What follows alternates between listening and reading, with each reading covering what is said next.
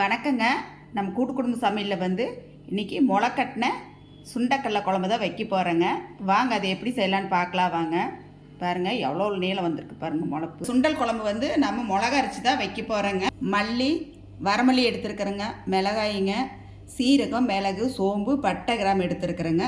இதெல்லாம் நம்ம வறுத்து அரைச்சிக்கலாங்க. கொஞ்சம் எண்ணெய் ஊற்றி வறுத்துக்கலாம்.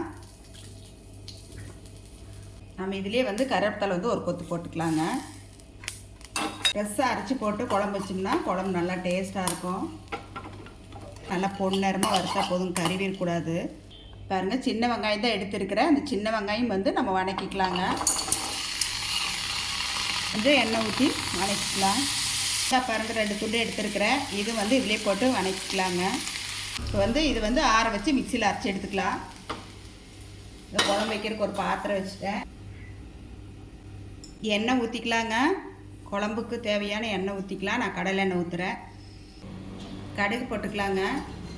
வரமிளகாய்ங்க, கருவேப்பிலை, வெங்காயம், இது 3 போட்டுக்கலாங்க. தக்காளி பழம் 1 நறுக்கி வச்சுருக்கிறேன், இதையும் போட்டுக்கலாங்க. இஞ்சி பூண்டு பேஸ்ட்டு கொஞ்சம் போட்டுக்கலாங்க. கத்திரிக்காய் அறுத்து தண்ணிக்குள்ளே போட்டு வச்சுருந்தேங்க. இப்போ அந்த கத்திரிக்காயும் போட்டுக்கலாம். உருளைக்கிழங்குங்க, இதையும் போட்டுக்கலாம். உப்பு போட்டுக்கலாங்க, குழம்புக்கு தேவையான உப்பு.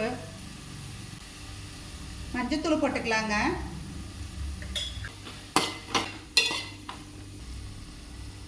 முளைக்கட்டின சுண்டலுங்க. நான் ஒரு விசில் தான் விட்டேன் குக்கரில். இப்போ இதையும் போட்டுக்கலாம்.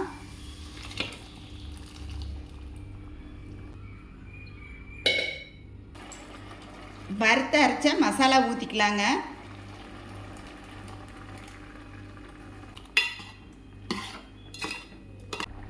இந்த குழம்புக்கு தேவையான தண்ணி ஊற்றிக்கலாங்க.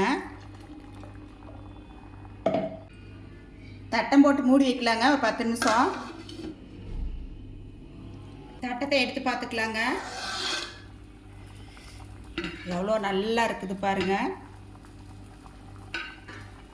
எவ்வளோ நல்லா இருக்குது முளைக்கட்டின சுண்டக்கடலை குழம்பு பாருங்கள். சுண்டக்கடலை குழம்பு சூப்பராக ரெடியாகிடுச்சுங்க. ஸ்டவ் ஆஃப் பண்ணிக்கலாங்க. மல்லித்தலை ஒரு கொத்து போட்டுக்கலாம். சூப்பராக குழம்பு ரெடி ஆயிடுச்சுங்க. நீங்களும் உங்கள் வீட்டில் செஞ்சு சாப்பிட்டு பார்த்துட்டு எப்படின்னு சொல்லி சொல்லுங்கள். எங்கள் வீடியோ பிடிச்சிருந்தா லைக் பண்ணி ஷேர் பண்ணுங்கள். நன்றிங்க.